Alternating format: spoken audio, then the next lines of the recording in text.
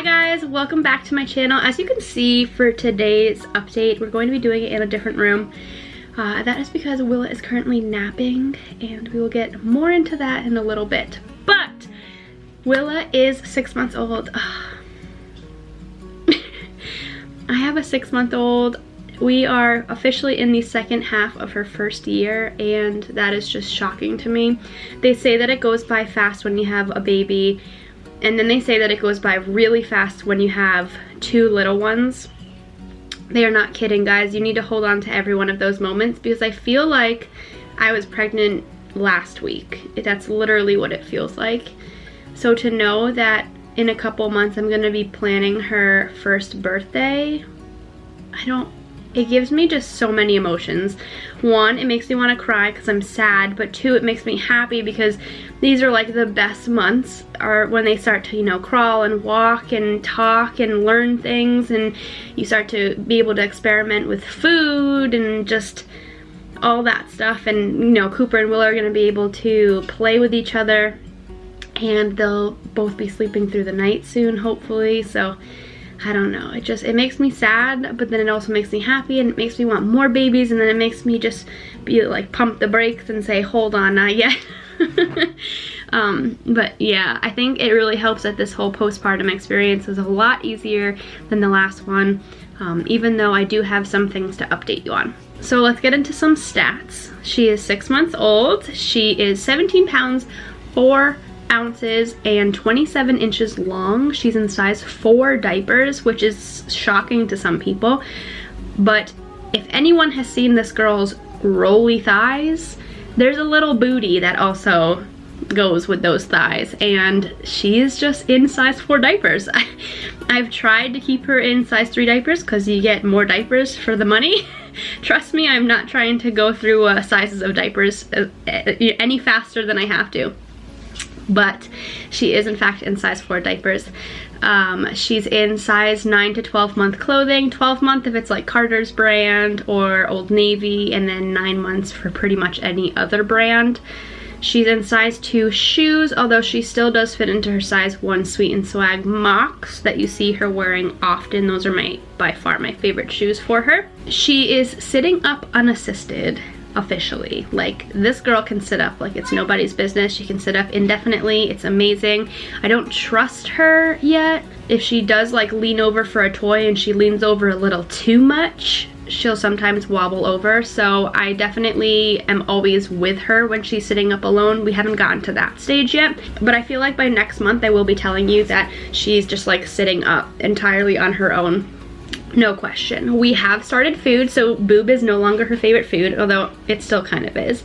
She really likes banana, and I've actually already given her every single one of like the major allergen foods except for shellfish, because we just haven't eaten it yet. I will give her shrimp soon.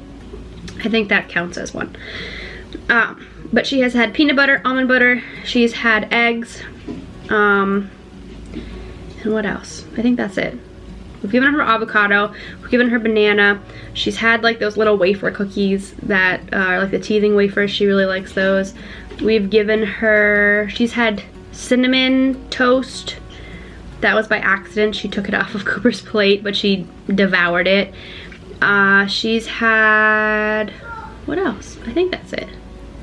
We'll just give her like random stuff here or there, and she really enjoys chewing on it. A waffle. But we're doing baby-led weaning, and it wasn't even something that I really wanted to force. I was contemplating doing purees and baby-led weaning, or just doing purees and kind of just gradually moving her on to food. But I gave her a piece of banana once, and she gagged a tiny bit and started eating the banana. We have had really no issues so far, knock on wood, of her and eating food. She seems to have already grasped the concept of chewing and swallowing, which is incredible because she's only been eating food for about a week. I think this video is coming to you at like a few days late.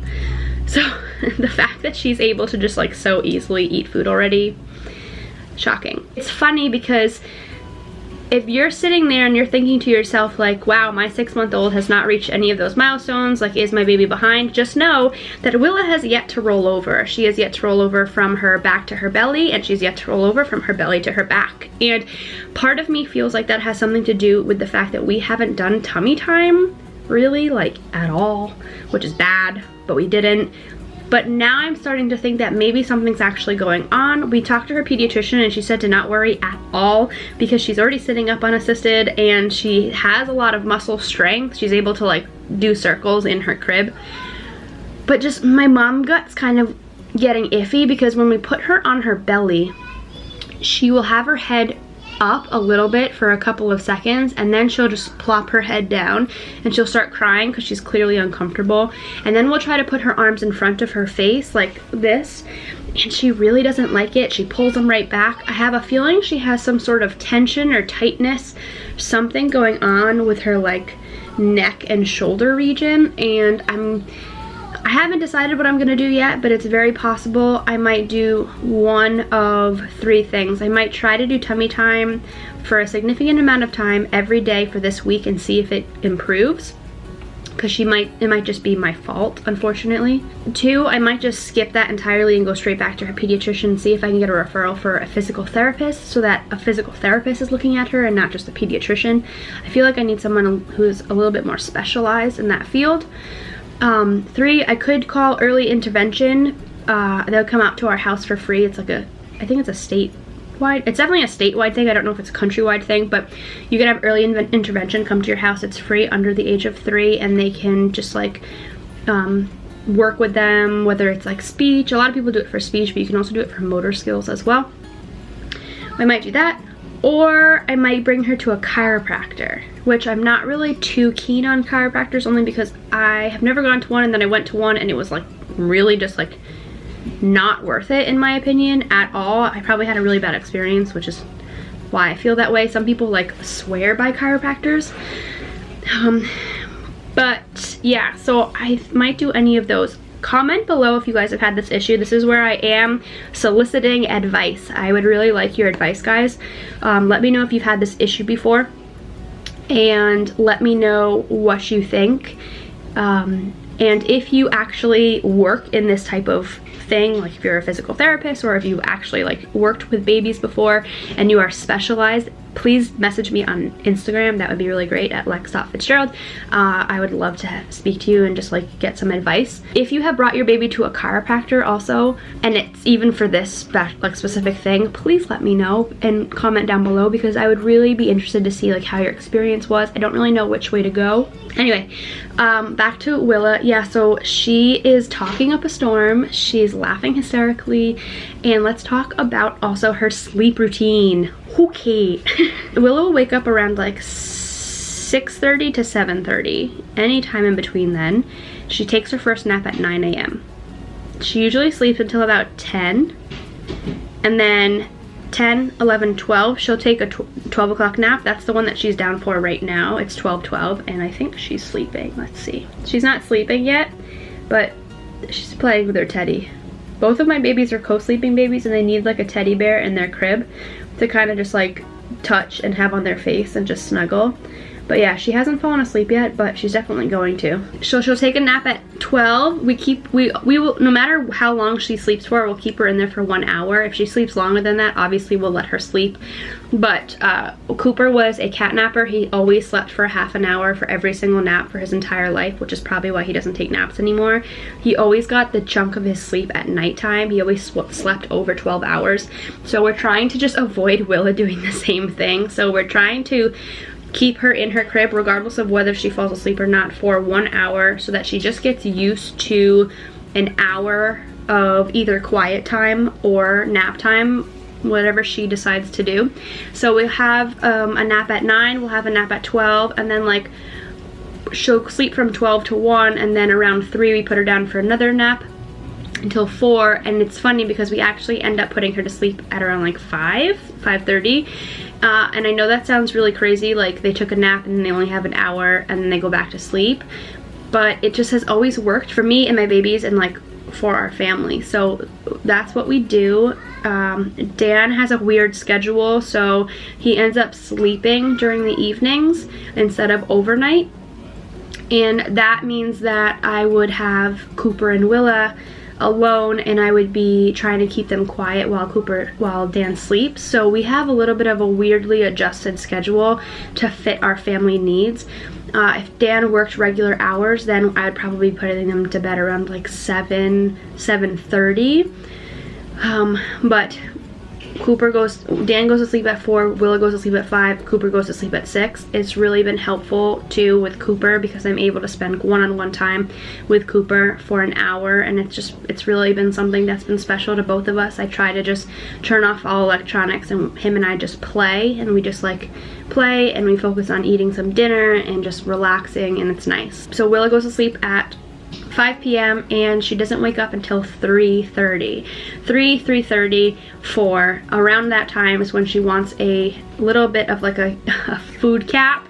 So I feed her and then I put her back to sleep, and then she'll sleep for another like hour to 3 hours. Only the past couple of nights, I would say for probably a week and a half, have I been able to get her to only wake up at 3:30 or 4 a.m. for a night feed. She was at one point waking up multiple times a night, and I did actually sleep train her a little bit to avoid that from happening, because it was getting to be just way too much.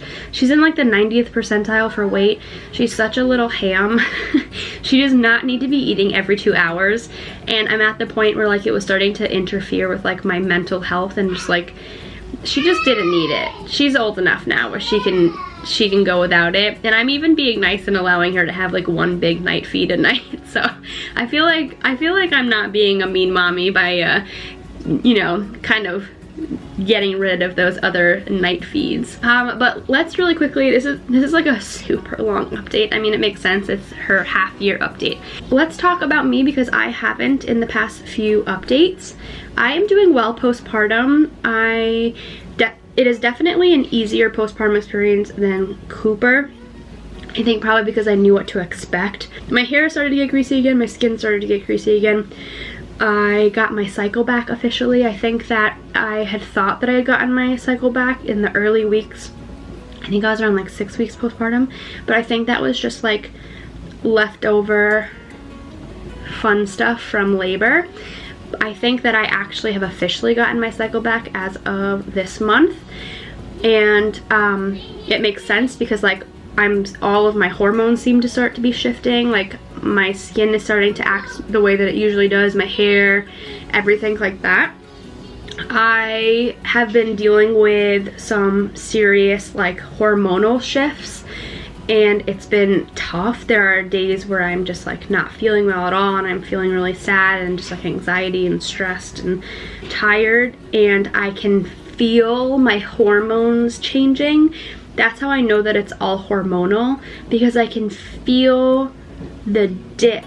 And like there's really, when I actually think about what it is bothering me, it's really there's nothing bothering. There's nothing that would actually bother me. With Cooper's, I feel like I was a little bit more angry and frustrated, and with Willa's I'm a little bit more like overwhelmed and tired and sad. And I've been trying to take my prenatals every single day because I feel like I have a deficit in some type of nutrient, which is causing me to feel this way. I also was bruising, so I feel like it's probably iron. Makes sense the way that I'm feeling.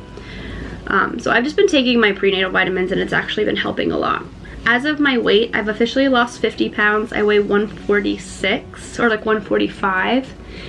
I was about 135 before Cooper's pregnancy, but I was like super in shape. Like I had a 6-pack, so that was like mostly muscle. So I don't think even if I make it back to 135, I'm not gonna look the way I did before Cooper, but that's okay because I'm a new woman and I don't mind. I like my body the way it is right now, actually, even with 10 pounds more on me, which is probably why my weight has slowly been coming off instead of how fast it was before when I was really doing keto. But yeah, I am really, when it comes to like my physical appearance, I'm just really happy with it. I feel really good. I like where I'm at. My clothes fit me nicely. It's exciting to get dressed in the morning, which it hasn't been for about 2 years, almost 3 years. So that's really nice to have again, to be able to wear like my old clothing. It's funny when people ask me like where I got a shirt from or, you know, pants from. It's like, I got this 4 years ago, and it's like, you've never seen it before because I've never been able to actually fit into it because I started my channel while I was pregnant with Cooper. So I just think that's, it's always like a nice feeling, or like it makes me chuckle when that happens. But that is it for this video. Instead of me showing you Willa because she's sleeping right now, I did take a little bit of footage of her before laughing hysterically. It is like the cutest footage ever. So that is going to be my showing aspect of this video. You can see Willa and just see how far she's come in the past month. She's a little cutie patootie. Oh, and I also have footage of her in her little half birthday outfit. I'll sneak that in too.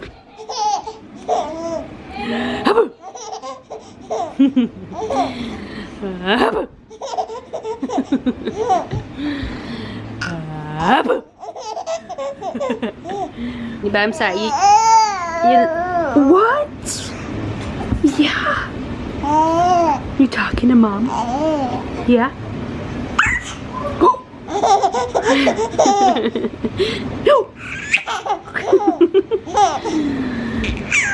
What?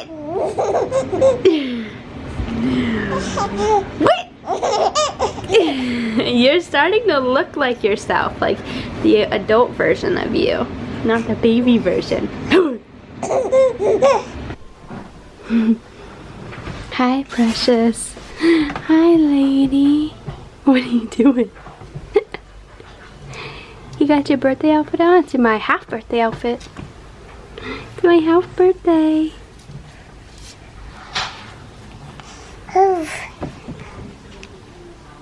Hi, girl.